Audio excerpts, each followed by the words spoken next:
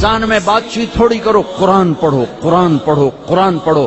میرے نبی رمضان میں سارے وظیفے چھوڑ دیتے تھے، صرف قرآن پڑھتے تھے، سب وظیفے چھوڑ دیتے، صرف قرآن پڑھتے تھے، صبح سے شام قرآن پڑھتے تھے۔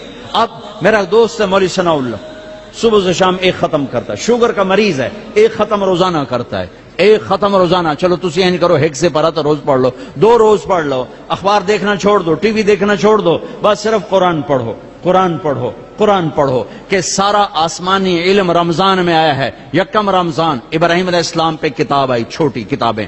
2 رمضان موسیٰ علیہ السلام پہ تورات آئی۔ 6 رمضان داؤد علیہ السلام پہ زبور آئی۔ 18 رمضان عیسیٰ علیہ السلام پہ تورات آئی۔ 21 رمضان یا 24 رمضان میرے نبی کے اوپر اللہ تعالیٰ نے قرآن کو اتارا۔ یہ آسمانی علم کا مہینہ ہے، یہ آسمانی علم کا مہینہ ہے۔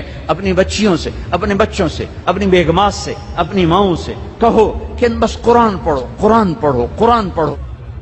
میرے نبی مستقل، اور رمضان میں جبریل آ کر اللہ کے نبی کے ساتھ قرآن کا دور کیا کرتے تھے۔ جبریل بھی آتے قرآن پڑھ دائی، میرے نبی کو سناتا تھا، پھر میرے نبی جبریل کو سناتے تھے۔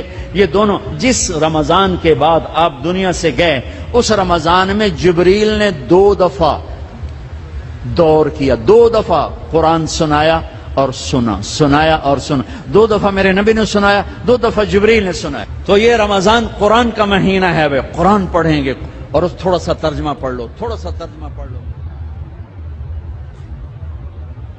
ایسی مزید ویڈیوز کے لیے میرا یوٹیوب چینل سبسکرائب کریں۔